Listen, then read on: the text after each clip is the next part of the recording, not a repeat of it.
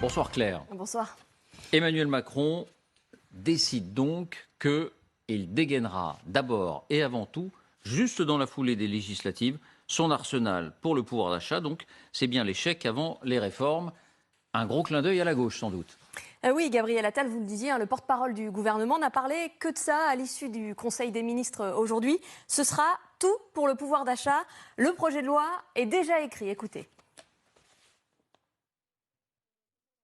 Ce texte est déjà travaillé, préparé, et qu'il sera présenté dans la foulée des élections législatives. Nous avons évoqué ce matin au Conseil des ministres. C'est un projet de loi de finances rectificative. Et nous allons évidemment poursuivre et continuer à agir sur le pouvoir d'achat. Donc les mesures sont déjà toutes sur la table, elles sont prêtes à être votées dès que les élections législatives seront passées, qu'un nouveau gouvernement sera nommé. Et dans ce projet de loi, il y en aura pour tout le monde. Le bouclier tarifaire qui encadre les prix de l'électricité et du gaz va être prolongé jusqu'à la fin de l'année. La remise de 18 centimes par litre de carburant va être également prolongée pour les gros rouleurs. Le dégel du point d'indice pour 5 700 000 fonctionnaires.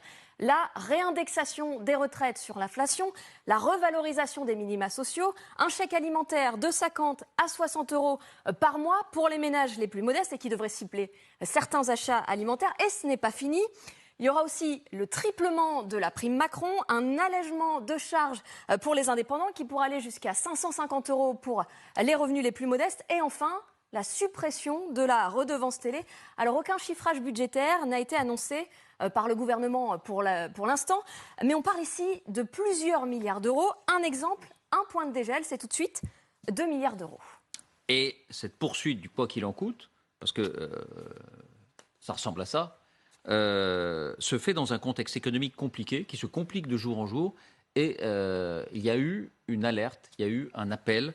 Le patron de la Banque de France tire la sonnette d'alarme. Oui, François Villeroy de Galhau s'est dit très inquiet face à la remontée des taux. Chaque 1% de hausse des taux d'intérêt, c'est près de 40 milliards d'euros en plus pour l'État, soit presque le budget annuel de la défense. Vous ajoutez à cela une inflation record, une croissance nulle au premier trimestre. Pour le gouverneur de la Banque de France, le quoi qu'il en coûte, c'est terminé. On l'écoute. L'illusion d'une dette qui est sans limite et sans coût, c'est une illusion très séduisante, mais très dangereuse. Globalement, il faut bien dire qu'aujourd'hui, s'offrir, entre guillemets, plus de dépenses ou moins d'impôts, ça veut dire plus de dettes, ça veut dire plus de charges d'intérêt, ça veut dire moins de marge de manœuvre pour l'avenir. Et encore, il le dit avec toute la patine dont il sait faire usage, François Villeroy de Galhau. Merci Claire. Dominique, je me tourne vers vous.